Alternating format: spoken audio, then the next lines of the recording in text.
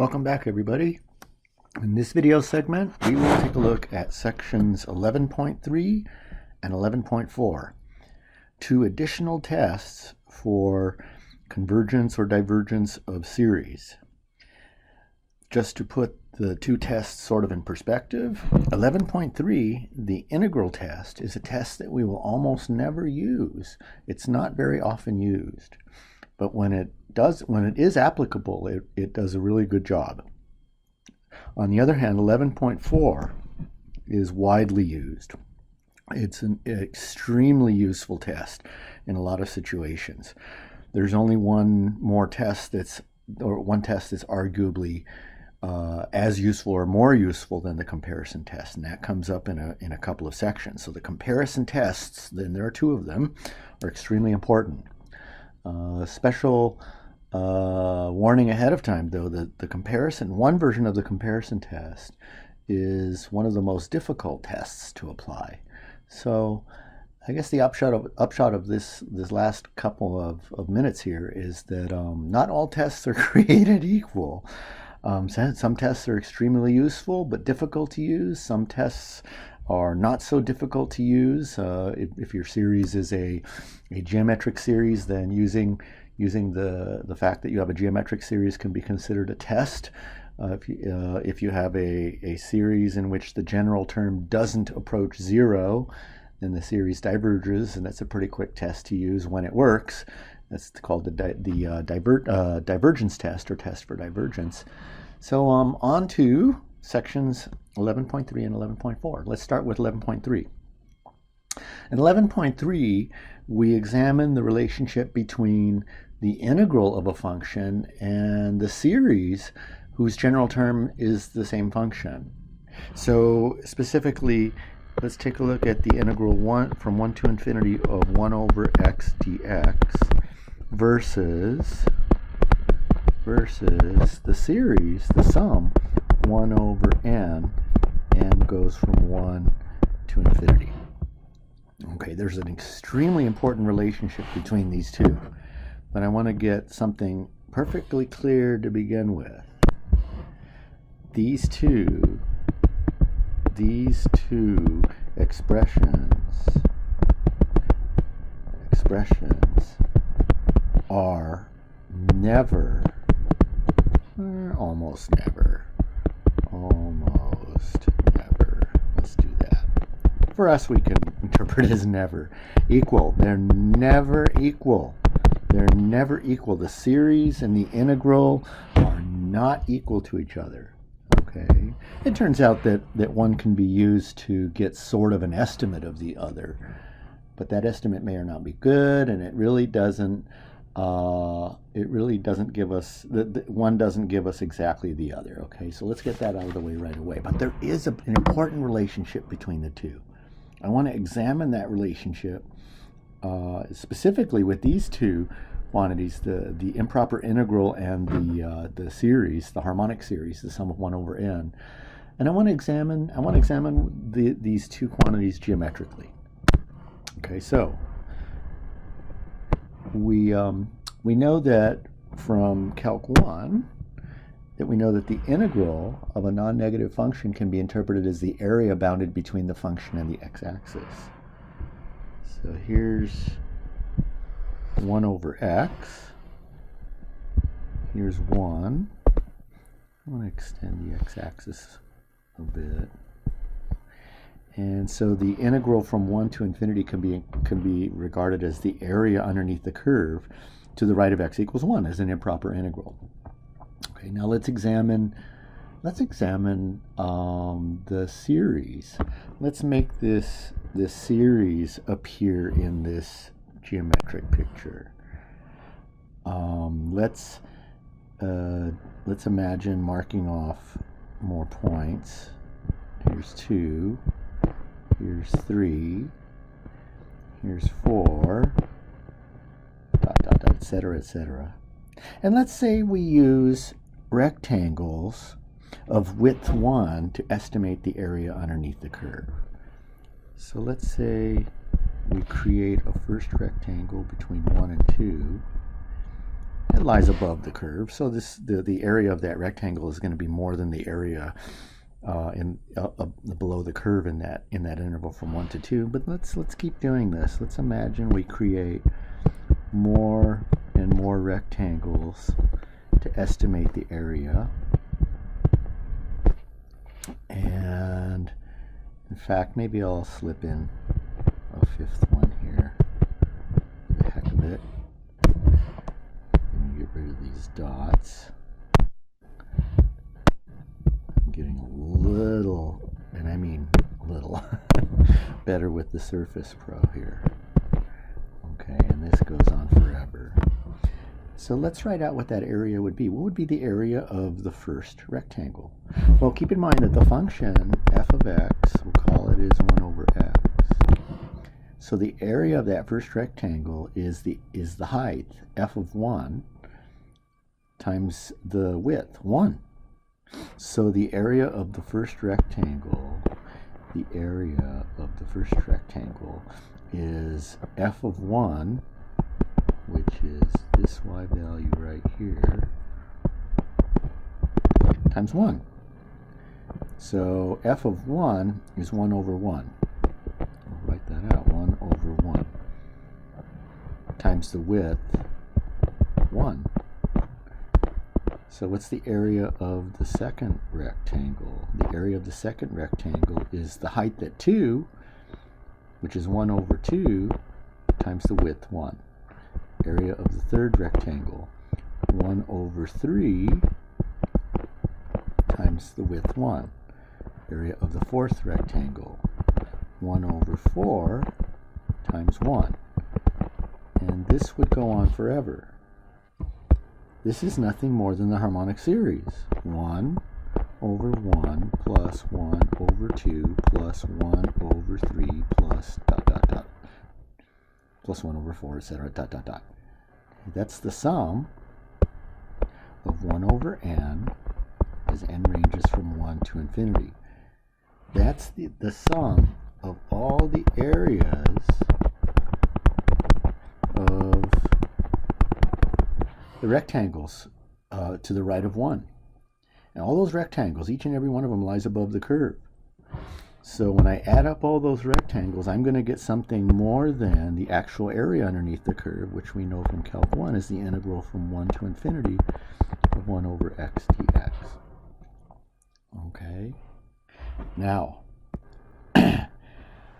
what do we know about the integral of from 1 to infinity of 1 over x dx? That diverges. We looked at this integral as our first improper integral. In fact, we also looked at a whole bunch of integrals, and we looked at the fact that the integral from 1 to infinity of 1 over x to the p. And I remember distinctly in a video segment previous saying that this is the most important integral in the universe. And although once in a while I tend to exaggerate things, this is no exaggeration. This integral we're supposed to memorize. I forgot, that's okay, I'll remind you. This converges for p greater than 1 and diverges otherwise. Diverges for p less than or equal to 1. So in this case, the integral is a p integral with p equals 1, so that's why it diverges. Or you could evaluate it directly. So the important thing is, the integral diverges, but the series is more than that integral. So if the integral goes to infinity, it does, the area underneath the curve is infinite, and the series is more than that. The series must diverge as well.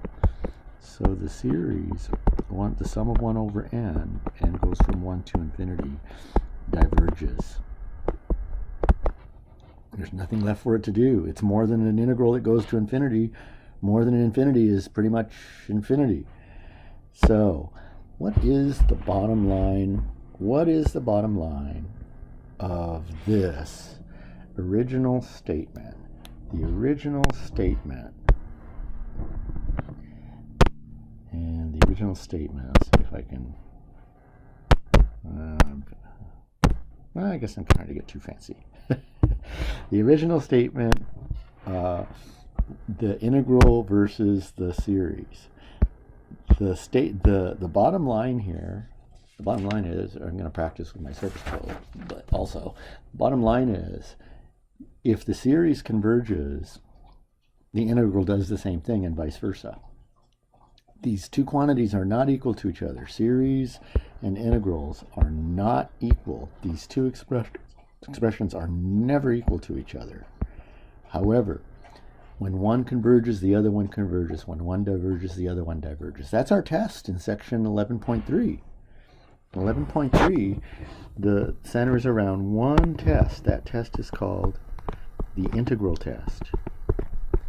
Keep in mind as I write out the integral test, though, that I also mentioned it's a test that we're least likely to use. Think about why that might be the case. The answer is, your hint is, the answer is obvious when you think about integration. Okay, so think about this for a minute.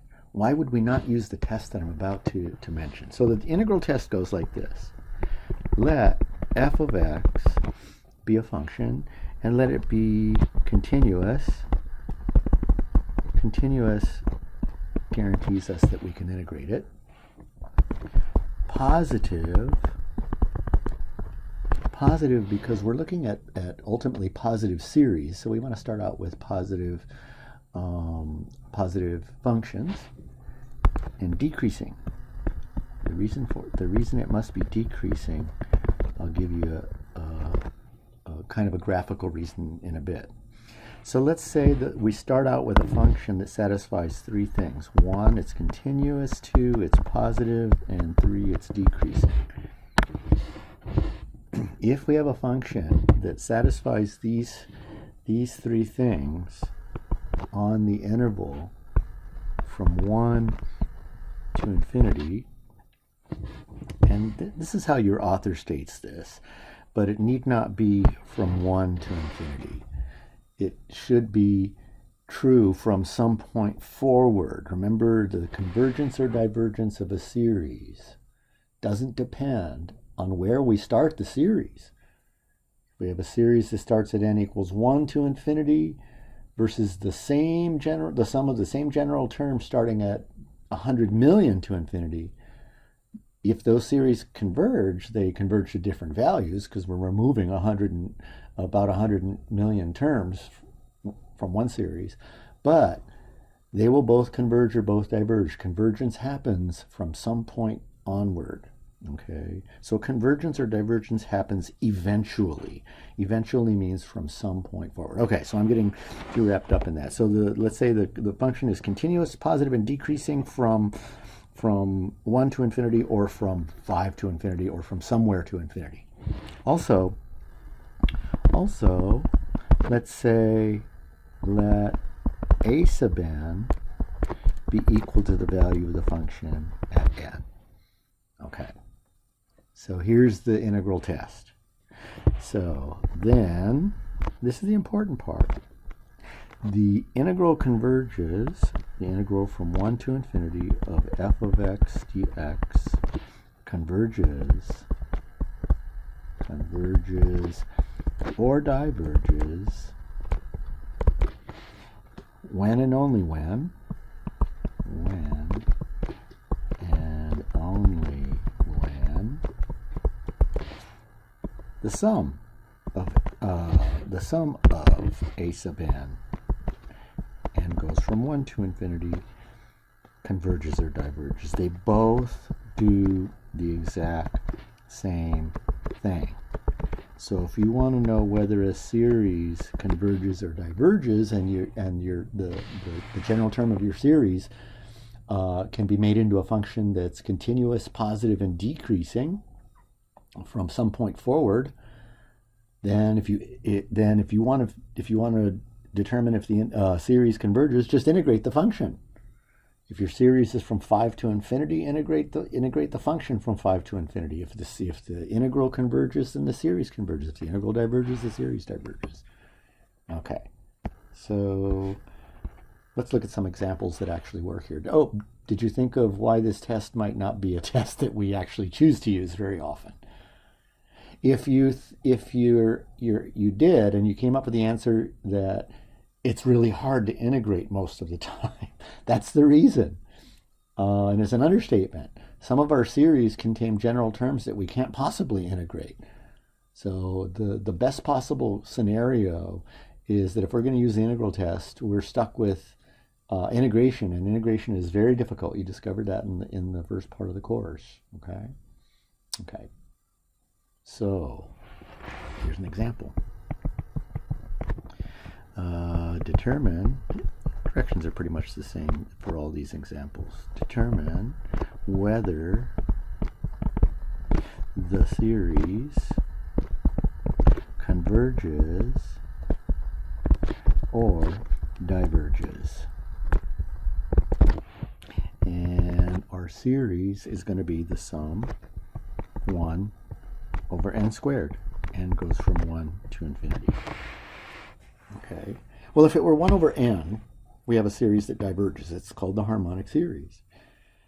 So let's make the denominators of the general term of the terms bigger by squaring them. So now we're looking at 1 over n squared. So when I make the denominators of fractions bigger, I make the fractions smaller. So this series may converge, whereas the series of 1 over n diverges because the denominators are smaller. I'm adding up smaller numbers. Well, let's use the integral test. Let f of x equal 1 over x squared. Okay. 1, f of x is continuous. We have to state these three things on the interval from 1 to infinity. Okay. So how much of this do you actually have to verify? Almost none of it. We learn in Calc 1 that 1 over x squared, or 1 over x to the n, actually is continuous on its domain. Okay. So if you're thinking, well, no, it's not continuous at 0. Well, at 0 is not in the domain. So 2, clearly f of x is positive. When you square something, no matter what, you get something positive, especially if you square something between 1 and infinity. So the reciprocal's 1 over x squared has got to be positive. And 3, f of x is decreasing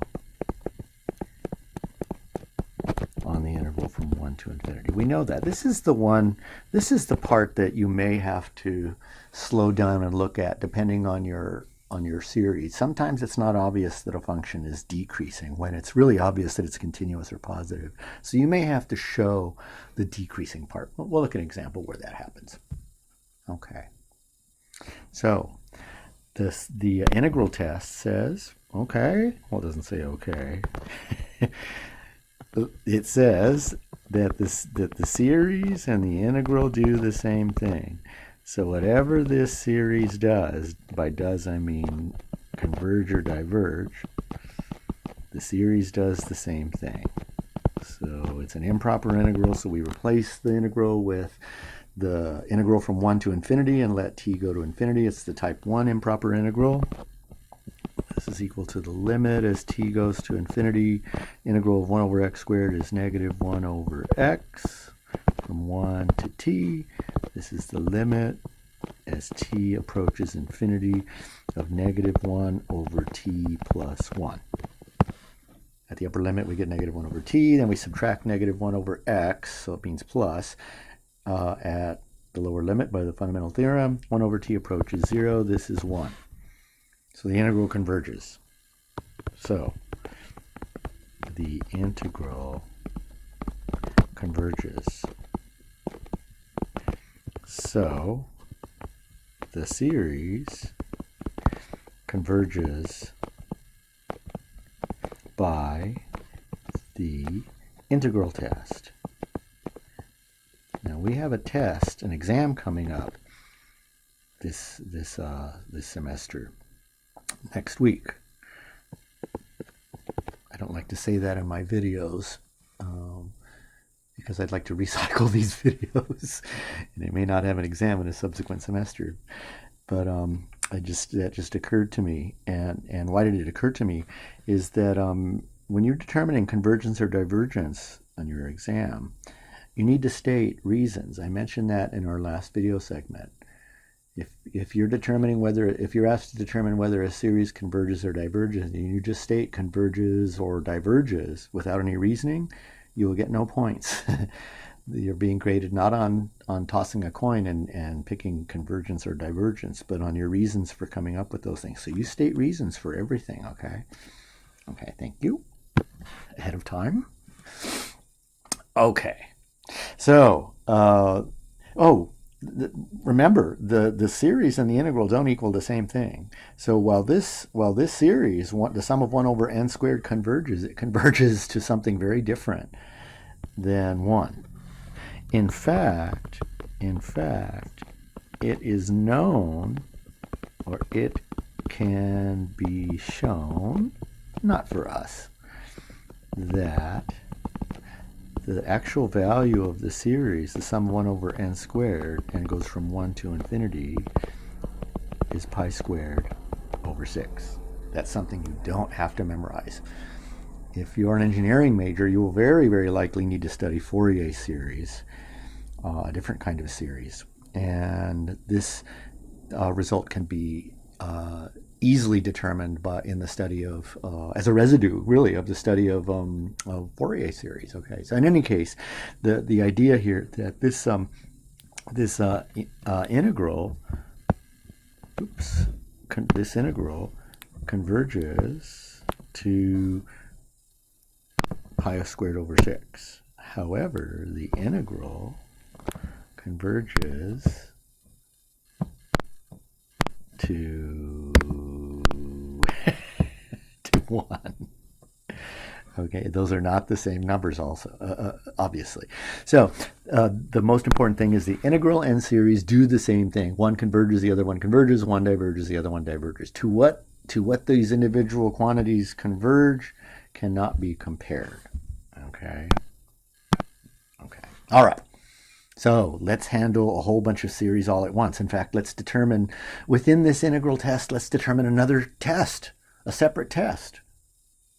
Let's take a look at series of the form 1 over n to the p. All series of the form 1 over n to the p. Not just the series we've looked at, not just the harmonic series, or the sum of 1 over n squared. Now remember from our discussion in the last segment, I'm not putting the limits in here in the summation. It's always assumed that we're summing to infinity, because that's how we define series. And we're only interested in convergence and divergence. So where we start the series is unimportant. Okay, so the harmonic series, the sum of 1 over n versus the sum of 1 over n squared, and the sum of 1 over n squared, those are series of the same kind. They're called p-series. So let's examine for, I think we started part A. Let's examine for part B every series of the form 1 over n to the p. Done. Let's consider the integral 1 over x to the p dx, 1 to infinity. We finished with this integral in section 7.8. This integral, I restated what it did, I think. There it is. The integral of 1 over x to the p from about 10 minutes ago or so in green. Okay. That converges for p greater than 1, diverges for p less than or equal to 1. Now, let's go to our series. Again, the integral converges, the most important integral in the universe, for p greater than 1, and diverges otherwise for p less than or equal to 1. Also, 1, f of x is continuous. 2, f of x is positive. positive, and 3, f of x is decreasing. Oops, decreasing. So the integral and series do exactly the same thing. So the sum, n goes from 1 to infinity, of 1 over n to the p, or we can simply write the sum 1 over n to the p. Okay, since we're not actually interested in the value of the convergent series. Converges if p is greater than 1, and diverges if p is less than or equal to 1. Okay, this is, I mentioned that the integral was the most important integral in the universe. This series is pretty much the most important series in the universe, in our universe.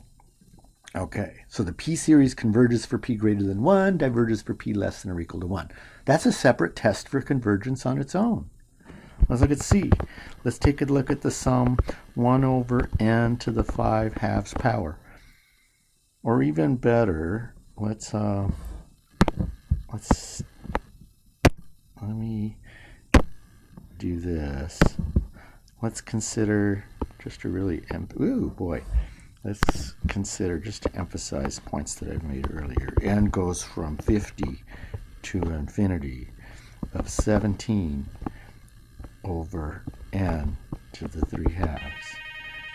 Okay, time for the phone to ring. So the sum 17 over n to the 3/2. Now, the 17, the constant multiple, does not affect the convergence or divergence of a series. At the end of our lecture, in the last lecture I believe, that constants can be factored out of series, so they don't affect the convergence or divergence of series. Also, it's not important where we start a series. Remember, the convergence or divergence occurs in the tail end of a series. That means from any point forward. Any point, in this case, is 50 on forward. So this series converges. The series converges. Why? It is a p-series, and you don't have to get fancy when you explain things. You can even if you don't want to write a complete sentence, it's a p-series with p equals 3/2. Let me clean this up a little bit. With p equals 3/2, and 3/2 is more than 1. So this is what you would state, or something close to it. You can use your own words. But you got to state what it does, what the series does, and any reasons for your conclusion. There's only one reason here necessary. Now, if you decided not to use the test as a p-series, or test the series as a p-series, you could perform the integral test on this. So integrate 17 over n to the 3/2 from 50 to infinity. I wouldn't recommend it. Integration can be kind of rough, okay? So try to avoid using this test whenever you can. Okay, so the integral test. So let's take a look at another series. Suppose I have the series 1 over n radical n. Okay, n goes from wherever to infinity. Well, this is a good place to start talking about how you might approach test questions or homework questions where you're not given the context of a section where the integral might be. You're not given the section where an integral might come from, so you're not sure what kind of a test to perform on this. So what you would do is you go through your list, and as soon as you see something to do, you do it. Okay, you don't have to go through the list in a particular order. Is it a divergence test? Is it a geometric series? Is it a p-series or whatever? But if you see a test to use, then apply that test. If you don't, then go through your tests in an order that you get used to by doing a whole bunch of homework problems. In any case, n radical n is the same thing as n times n to the 1/2. So this is really the sum of 1 over n to the 3/2. So we're looking at the previous series, except we're not told where the series starts, and we don't have that constant multiple of 17. So we have exactly the same reason here. This series converges, same statement. It's a p-series with p equals 3/2, which is more than 1. Okay, so E. Well, let's change things up a little bit. Let's take a look at the sum 1 over n squared plus 1. N goes from 1 to infinity.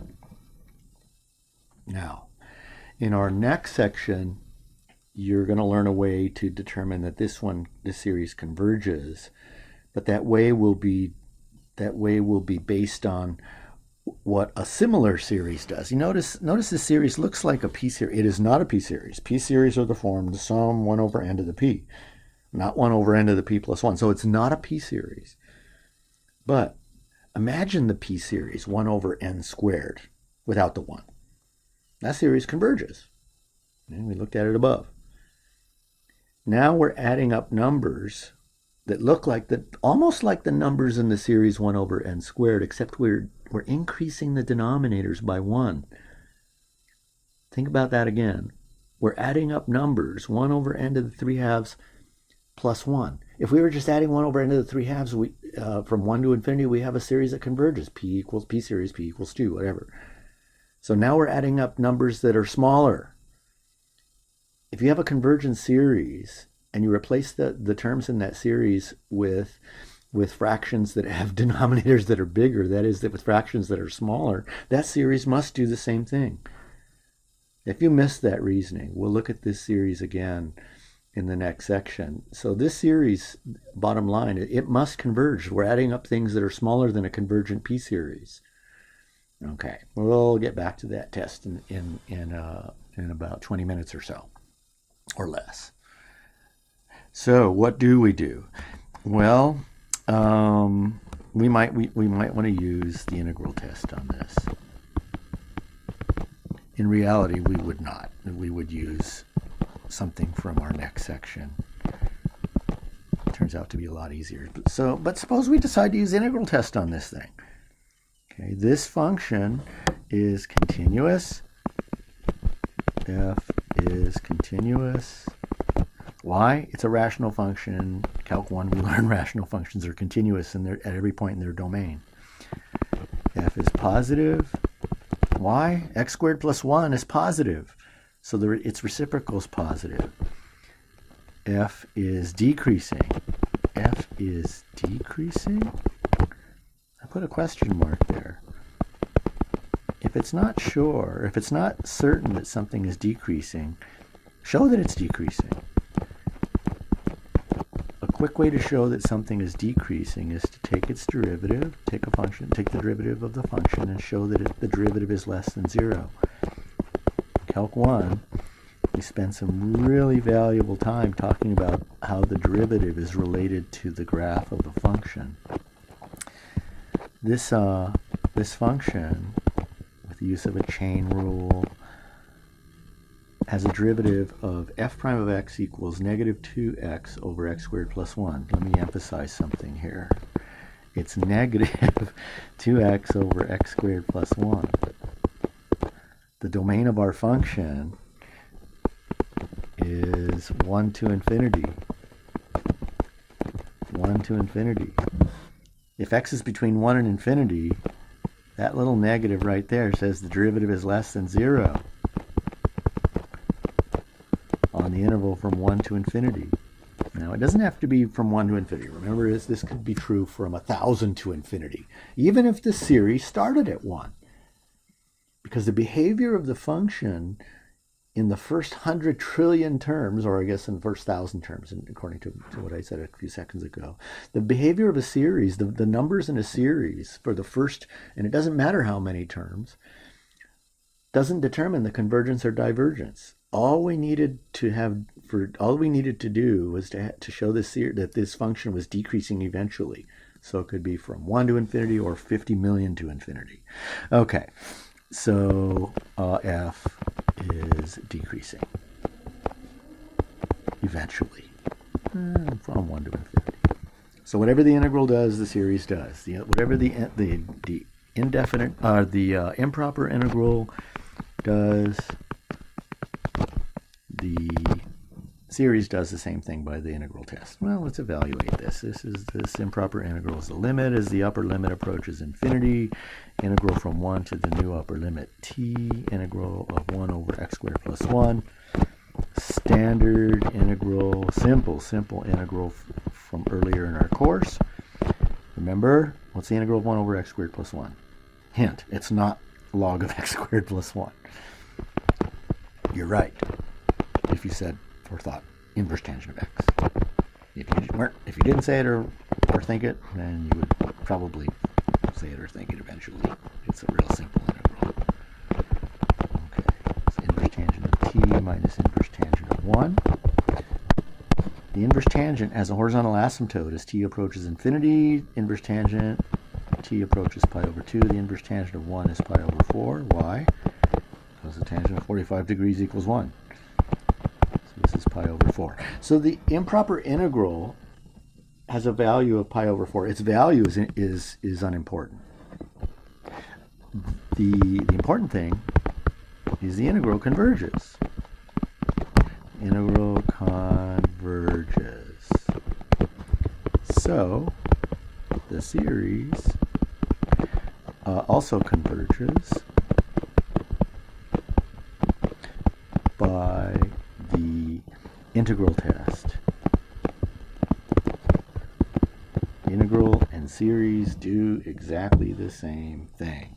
Okay, so the sum, 1 over n squared plus 1, converges. Okay. Maybe we'll look at one more example before we dig into our next section. Let's look at the sum 1 over the nth root of e. Okay, this is a little closer to what's coming up for us in our near future. Some of our series don't take on immediately recognizable forms. The most common mistake I've seen with this particular series or ones like it is that students think that, oh, it looks like a geometric series. A geometric series looks like the sum ar to the n. This is not geometric. This is geometric. Arn, any series of the form sum ar to the n is geometric. This is not. This is the sum 1 over e to the 1 over n. This is not of the form ar to the n. It's not 1 over e to the n. It's 1 over e to the 1 over n. Okay.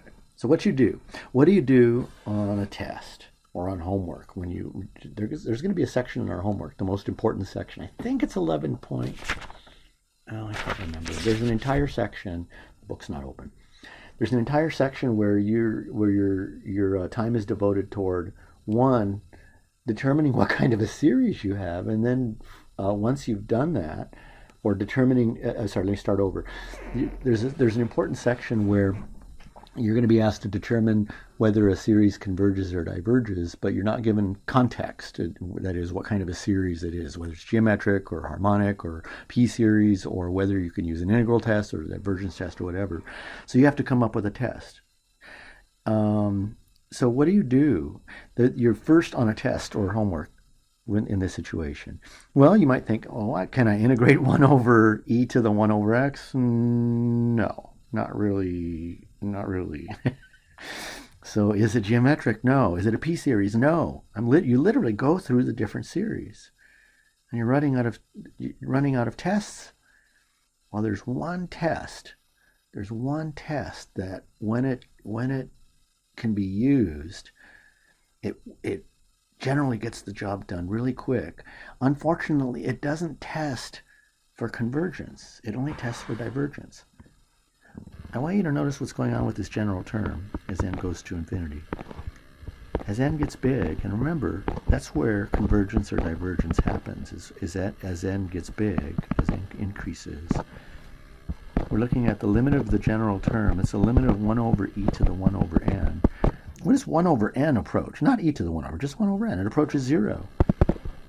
So the limit of the general term approaches 1 over e to the 0. This is 1. It's over. The limit of the general term is 1.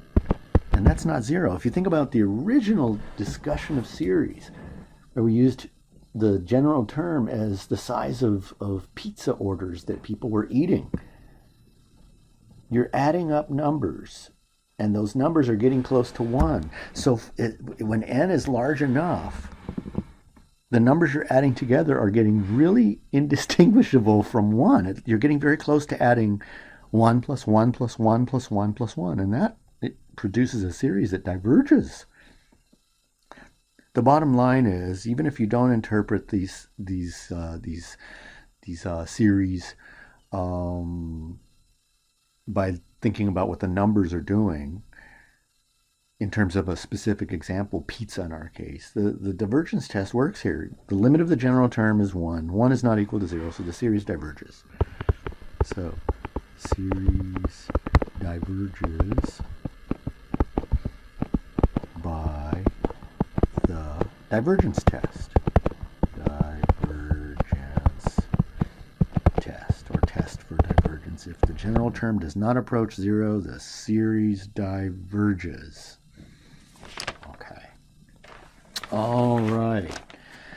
So let's attack one more section. Let's take a look at the opposite of this section. This section is one that's not used.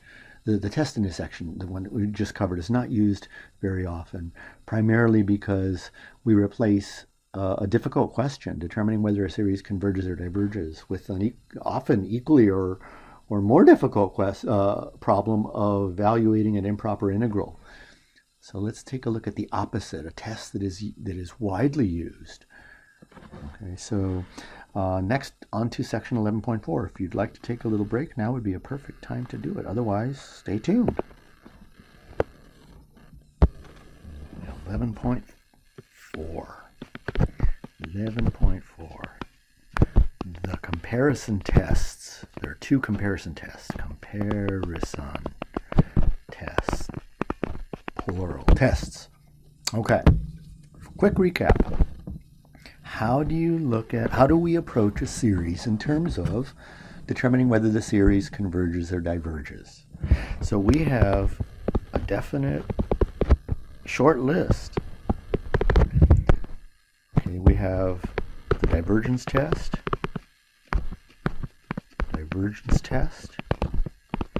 which does not test for convergence. If the general term approaches 0, if the general term, I almost made the common mistake, does not approach 0, then the sum, or the series, the sum of a sub n, diverges. If the general term does approach 0, we know absolutely nothing about the convergence or divergence of the series. So if the general term does approach 0, and most often it does, then back to the drawing board. But if we can somehow determine that the general term does not approach 0, if the numbers that we're adding together are not getting small, then eventually the series will diverge. It's kind of redundant because divergence already means eventually. In any case, 2. These are not listed in any kind of order. P-series test. Is the series a P-series? Is the series a P-series? Does it look like 1 over n to the P, or 5 over n to the P, or 15 over n to the P, where n starts from any point and goes to infinity? We know that if P is greater than 1, we get converges. If P is less than or equal to 1, we get diverges. Okay. Is the series geometric? Is the series geometric? A geometric series is any series of the form the sum of AR to the n minus 1, or AR to the n, or AR to the n plus 1, or AR to the n plus 5. It needs to be a constant times another constant to n minus 1, n plus 1. The general form is listed as ar to the n minus 1. And this series converges if the absolute value of r is less than 1, and diverges otherwise if the absolute value of r is greater than or equal to 1. And we have the integral test,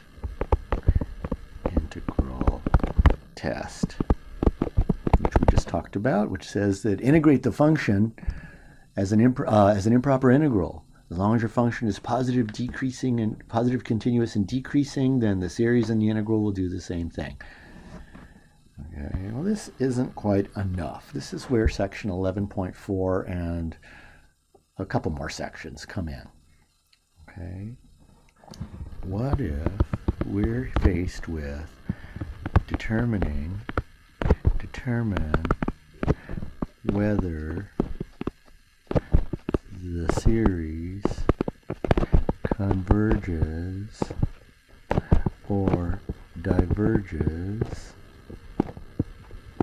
and the series is the sum 1 over n to the 7th. That would be cool. That's a p-series. Oh no, not a p-series anymore. Well, it should be clear. If it's not, it will be. It should be clear that this series converges. Adding 1 to the denominator of the series whose terms are 1 over n to the 7th just makes the fraction smaller. Without that 1, the series converges. It's a p-series. With the n plus 1, it's with the plus 1 in the denominator, it's no longer a p-series, but I'm adding numbers that are smaller, so this series must converge. What we did in that reasoning is we applied probably the most difficult test of all to this series without knowing it, without realizing it. Okay, now let's slow down with this series. N to the 7th, and then add 1 to it. If I add 1 to n to the 7th, I've made something bigger than just the n to the 7th. If I take n to the 7th and add 1, I now have something that's more than n to the 7th. Now take the reciprocal of both sides. So if n to the 7th plus 1 is more than n to the 7th, that means that its reciprocal, 1 over n to the 7th plus 1, is less than 1 over n to the 7th. So now the sum, 1 over n to the 7th, converges. We can never write that word, though, without a reason. That performs a p-series with p equals 7, and for convergence that had to be greater than 1. So the sum 1 over n to the 7th plus 1 also converges, because the numbers I'm adding together, remember series involve adding numbers together, so this series also converges. We need a reason. The reason is going to be by the, and I'm going to use a slightly different name for this test. I'm going to call this the direct comparison test. All these terms are going to be clear in a moment by something called the direct comparison test.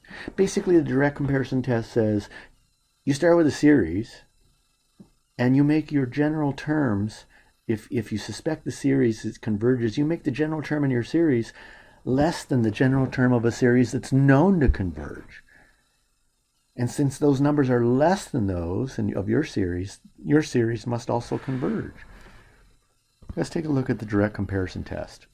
This is much easier said than done, though. The direct comparison test is extremely difficult to apply in general. Okay, the direct comparison test. So I'm going to call this the direct comparison test. Your author just calls it the comparison test. We're going to call it the direct comparison test. It says this. If, two parts actually. if the sum of b of the series, the sum of b sub n converges. This is a known series. This is a series that is known to us to converge. A simple series known to us to converge.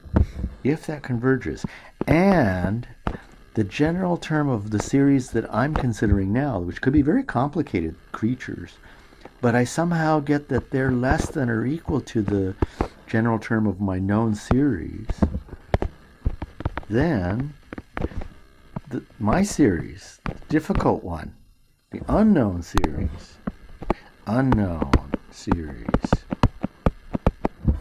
we'll call it, converges.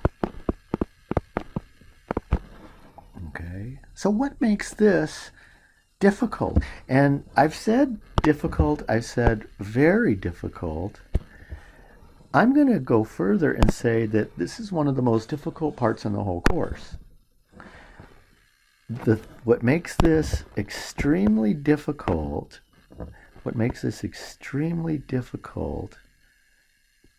is this. Finding this inequality, not just the a sub n. I meant to have my my arrow point to the entire inequality. So let's do that. This inequality is often very difficult to construct.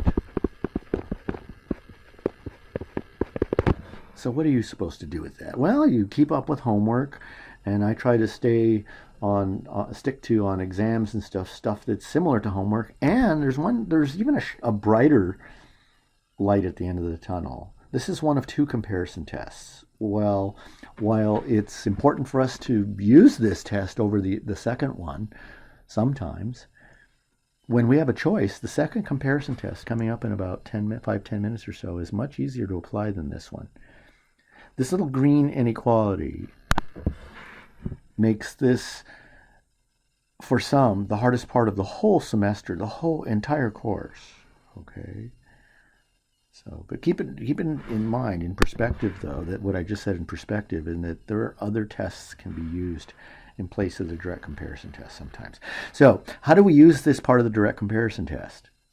Look at what I had to start with. I had to start with the assumption, or I had to start by suspecting whether the unknown series converged or diverged. To begin with, I had to somehow suspect with almost 100% accuracy what my series did to begin with, because you have to construct an inequality, and that symbol, the less than or equal to, has to be pointing in that direction. If this isn't clear, let's take a look at the second. Let's take a look at the second part of the comparison test. So the second part starts in kind of the opposite way. Suppose we have a known series that diverges. Okay, this is our known series, known to us. So what kind of series are known to us? Well, P series and geometric series are actually those are pretty much almost all of them that we know. We have known series, it diverges, and that the general term in the series that I'm considering now, which could be a complicated creature, but those are more than the individual terms in the divergent series. So if I have that my terms are greater than or equal to those, then to the general term of a known series, then the sum of the a sub n must also diverge. So the series sum of a sub n diverges. And my statement about the difficult part, applies here. It is extremely, extremely difficult in general to come up with an inequality that points in the direction that we need to have it pointing for us to use this. Okay, so let's take a look at some examples. So we looked at one. Let's take a look at it a a little more slowly, and with the context of having this formal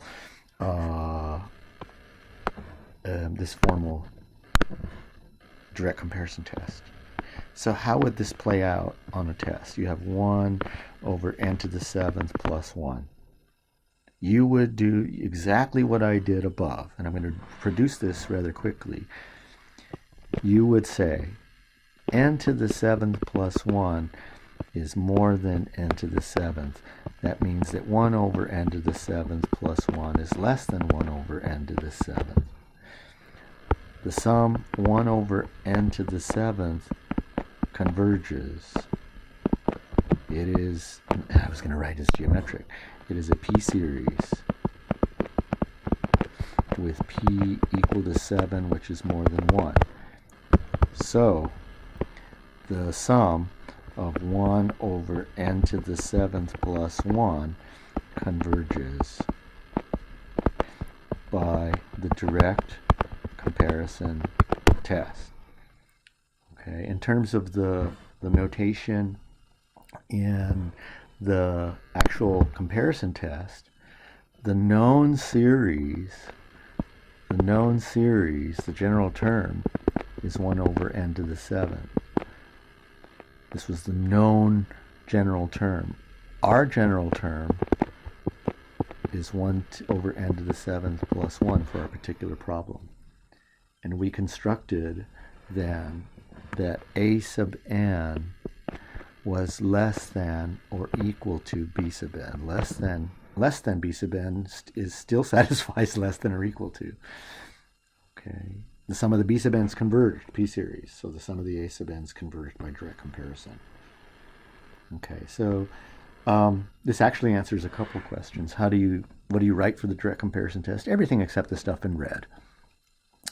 And 2, why is the p-series the most important series in the universe? For this reason.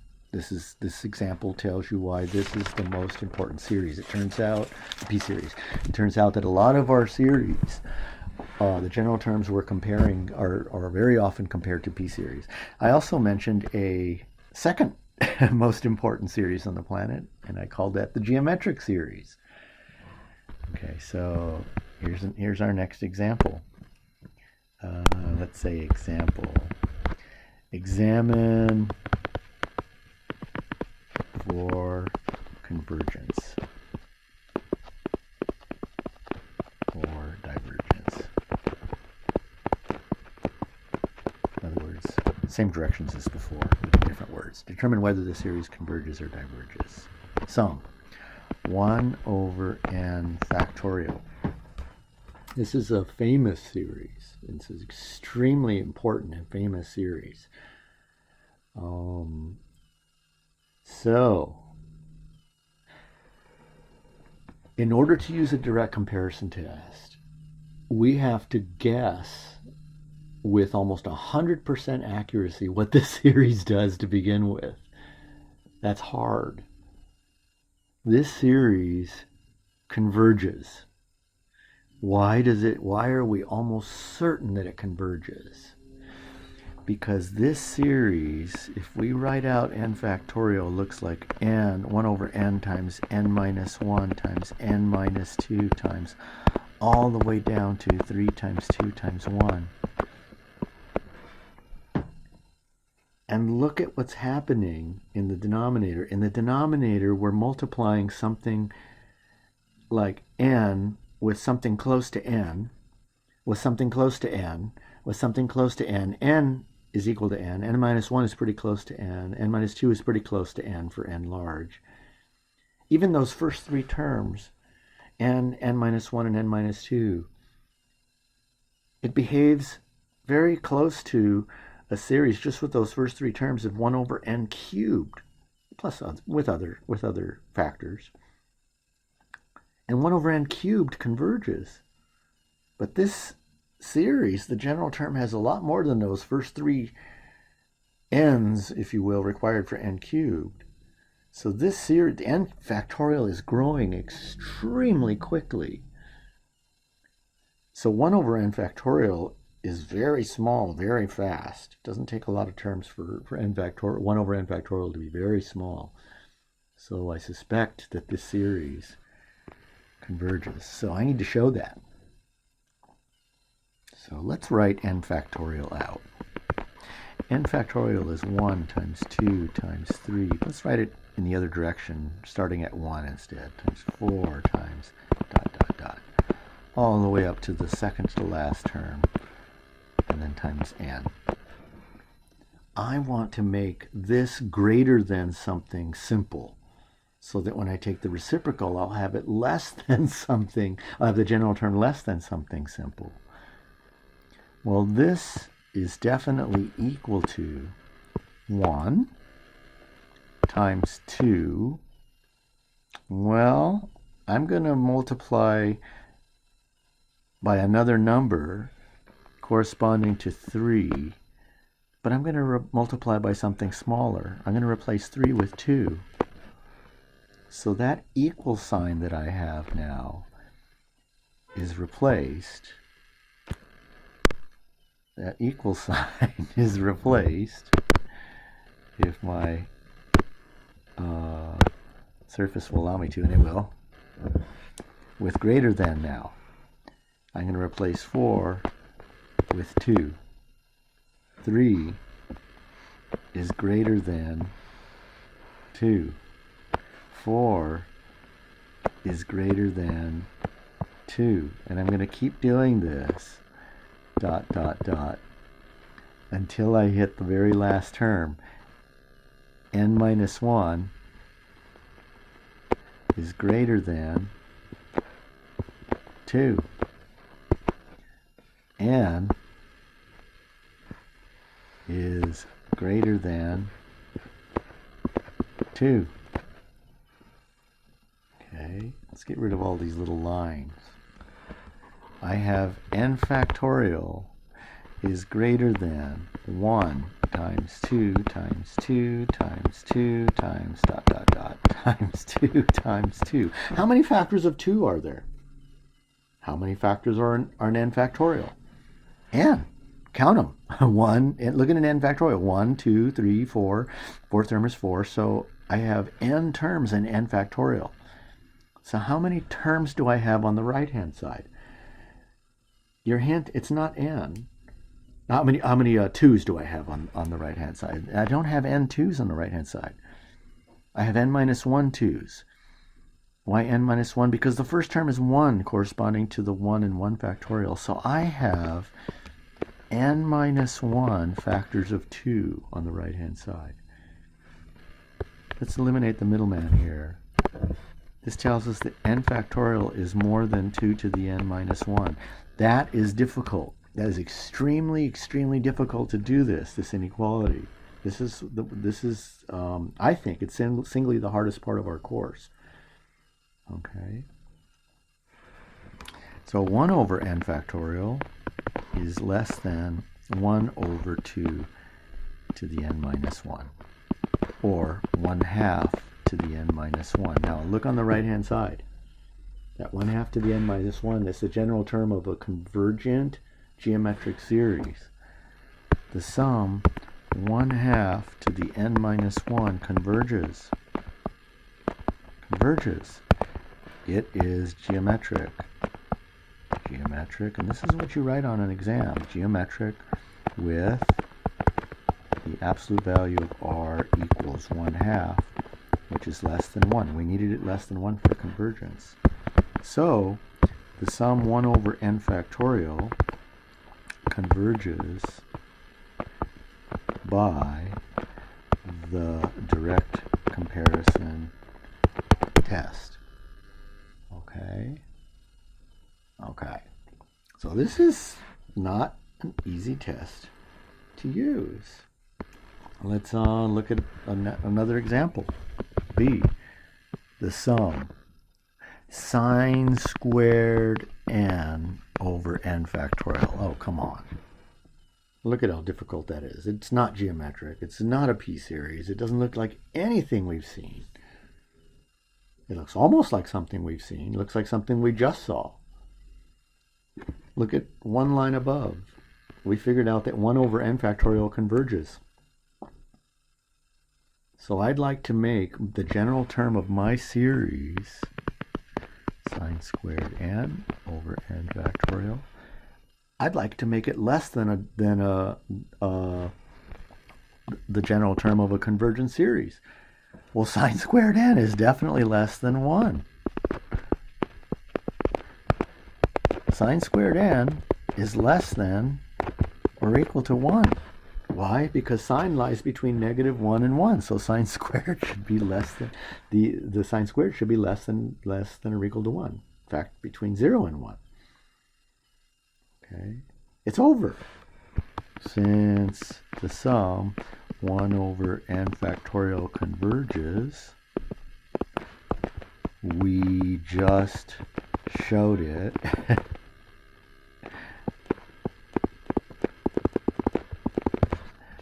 The sum sine squared n over n factorial converges by the direct comparison test. Okay. All right. Well, see. The sum 1 over the square root of n plus 8. This series is an example of why we need another comparison test. This series is not very well suited, at least initially, to the direct comparison test. Let's start it the same way we handled the sum 1 over n to the 7th plus 1. This series sort of looks like the sum 1 over the square root of n. For very, very large values of n, adding 8 in the denominator becomes less and less and less and less significant. And that's where convergence or divergence occurs, is as n approaches infinity. So for very large values of n, adding 8 doesn't affect the values of the individual terms of the series very much. If n is 10 to the 25th power, 10 to the 25th plus 8 is almost completely indistinguishable from 10 to the 25th. Now imagine n were a 10 to the 500th power. Beyond astronomically huge number. 10 to the 500th power plus 8 is about 10 to the 500th power. That adding 8 to it becomes extremely insignificant. So the bottom line is, when you have terms in a series, the highest powers in the series dominate the terms for very large values of n. That idea is going to become very important in a few seconds. So let's try to apply what we did before. N plus 8 is definitely more than n. All right, take a number and add 8. You definitely have more than you started with. So if you take the square root of both sides, you have the square root of n plus 8 is more than the square root of n. If you take the reciprocal of both sides, that means then the reciprocal of the square root of n plus 8 is less than 1 over the square root of n. Cool. No, not cool. 1 over the square root of n is 1 over n to the 1/2. The sum 1 over n to the 1/2 diverges, and that's unfortunate. Diverges. Why? P series. P equals 1/2, which is less than 1. That is not good news. Our general term, the general term of our series, is less than the general term of a divergent series. The numbers we're adding up are less than numbers that when you add them up you get infinity. Now I want you to listen to that again. The numbers we're adding up, 1 over the square root of n plus 8, are less than numbers, 1 over n to the 1/2, that when you add those numbers up you get something infinite. And our numbers are, when you add them up, should be less than that. Well, if we're adding up numbers that eventually are less than infinity, those numbers could also be infinite. Or those numbers could end up producing a convergent series. Bottom line is, this inequality is pointing in the wrong direction. If we have the general term less than the general term of a divergent series, we know nothing. This does no good for us. Now, if we had the inequality facing in the other direction, our problem would be over. If we had the inequality facing the other direction, that means our general term is more than the general term of a divergent series, then our general term pushes our series up to infinity also, pushes us into convergence. That's the second part of, or divergence, that's the second part of the direct comparison test. So this is no help. This tells us nothing. No conclusion. The inequality is pointing in the wrong direction. Inequality in a wrong direction. So let's cut to the chase here. It would be nice to have a sort of comparison test that allowed us to get around this inequality business. We do have one. It's called the limit comparison test. The limit comparison test. This is our last term, or our last test for this video segment. Comparison test. I'm going to jump right into it. The limit comparison test is a test that you're going to probably choose to use extremely often. The direct comparison test is important, but it can often be replaced with an easier version of itself, the direct comparison test, called the limit comparison test. So it goes like this: let the sum of a sub n and the sum of b sub n be series of positive constants. Positive constants. We can have sums of negative numbers too. We can have sums where some of the numbers are zero, but the limit comparison test says we're only adding positive things together. Okay, so here's the limit comparison test. If the limit of a sub n, the general term of the series we're examining, over b sub n, the series that's familiar to us of a known series, if the limit is equal to some constant which is greater than 0 but not infinity. If when you take just the quotient of the general terms and you get a limit that's some positive constant, then both series converge or both series diverge. That's amazing. Then both the sum of a sub n and the sum of b sub n converge or both diverge. Keep in mind, this is assuming that we have a sum of b sub n that's known to us. Maybe it's geometric, or maybe it's p series or something we've known. Let me make sure I wrote this in. Both of them converge. I have a plural in here. It shouldn't be plural. Okay, so come on, surface. Delete that. Converge or both. Let me see if I can do this. Diverge.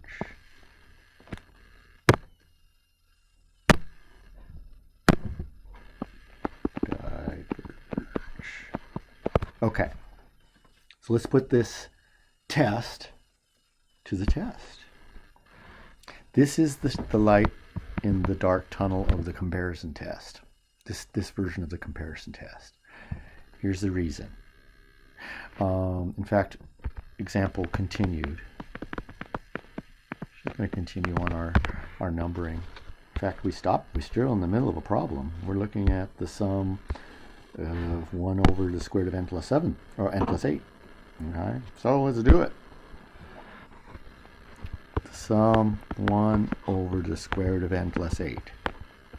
Now, just like the direct comparison test, we have to start with some information about the series that we come to. The information in this series is basically we have to decide ahead of time what the series does to begin with. It's not difficult. I'm just cleaning up my writing a little bit. N plus 8. Here's the deal.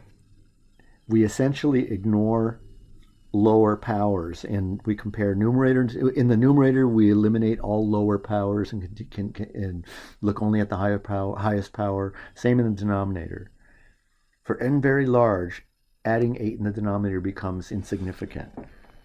So we remove that 8 and we look at b sub n is 1 over the square root of n. This is the general term of our known series. It's the general term of a p-series, of a divergent p-series, p equals 1/2. But we don't jump the gun here. We take the general term of our series, the difficult series, and we divide that by the general term of the known series, and we take the limit of that quantity. Okay, so we invert and multiply. If we invert and multiply, we get 1 over n. The square root of n over n plus 8. If you're not sure about what the limit of this is, divide numerator and denominator by n. That's how we determined horizontal asymptotes in Calc 1. N over n is 1. There's our numerator. N over n is 1. And our denominator plus 8 over n. This approaches 1. 8 over n approaches 0. And 0 is a positive number. Remember, for the limit comparison test, we had to have the limit of a sub n over b sub n go to some constant that was positive. It's over. There's no inequality to have to find.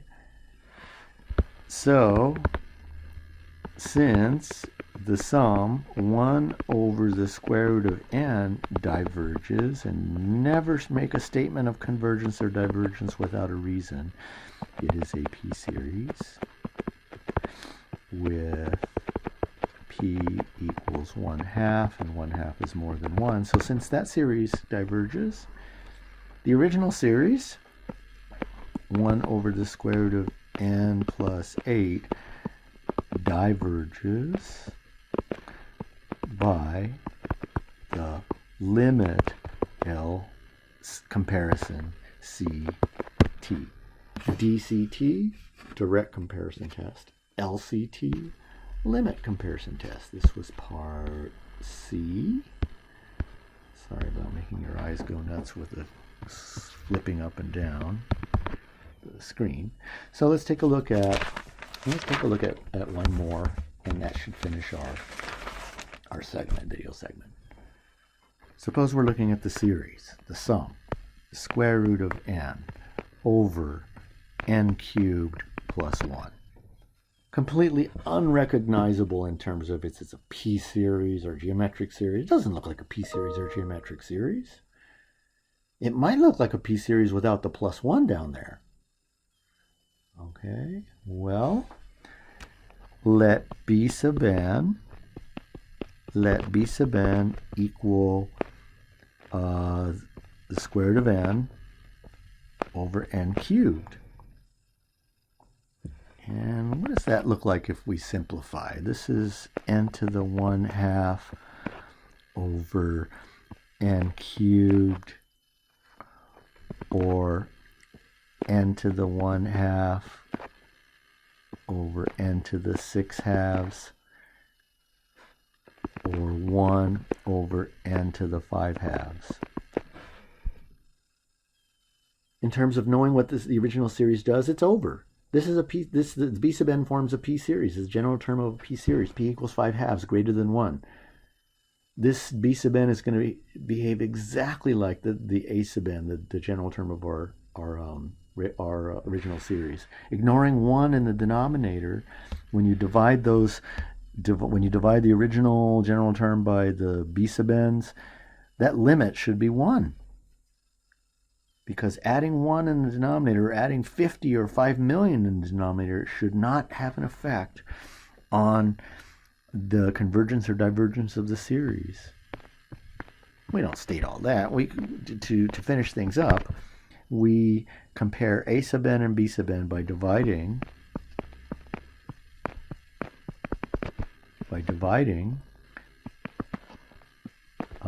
A sub n by our B sub n. And we do some algebra. And then compute the limit. If we invert and multiply, we get n to the 1/2 over n cubed plus 1 times n to the 5/2 over 1. 5/2 plus 1/2 is 6/2. 6 over 2 is 3. We have n cubed over n cubed plus 1. That approaches 1. If you're not sure about it, divide numerator and denominator by n cubed. This approaches 1. 1 is positive. That's all it had to be. That was our C in the limit comparison test. This is our C in the limit comparison test. Since the sum of our B sub n's, was the sum 1 over n to the 5/2 converges P series, P equals 5/2, which is more than 1, comma, the sum of the A sub n's, our original series, the square root of n over n cubed plus 1, converges by the limit comparison test. Now this was our last example, but I'm kind of cheating here a little bit. Well, I'm not going to follow through. I'm just going to say, what would we choose for B sub n if we had, let's say, the cubed root of n plus 17 over n to the 5th minus n to the 1/2 plus 12. What would we choose for B sub n? We would choose B sub n equals, we would ignore, and let's just make this even more extreme, the n plus 17 plus n squared. We would choose B sub n by ignoring higher powers, or lower powers rather, in the numerator. So the highest power in the numerator is n squared underneath the radical sign. In the denominator, the highest power is n to the 5th. We would choose our B sub n as n to the 2/3 over n to the 5th. Oops. Or n to the 2/3 over 2/3. 5 times 3 is 15/3. Or 1 over n to the 13/3. We won't do it in video, but that series, the series whose general terms of B sub n converges, P series, P equals 13 over 3, which is more than 1. If I divide A sub n over B sub n and take the limit, I'm going to get 1. This limit comparison test really works well in terms of avoiding the direct comparison test and having to construct that very difficult inequality. That brings us to the end of 2 sections. We finished sections 11.3 and 11.4. Dig into homework right away. We have a test coming up soon, so dig into homework. Send me homework questions, and I look forward to talking with you again soon.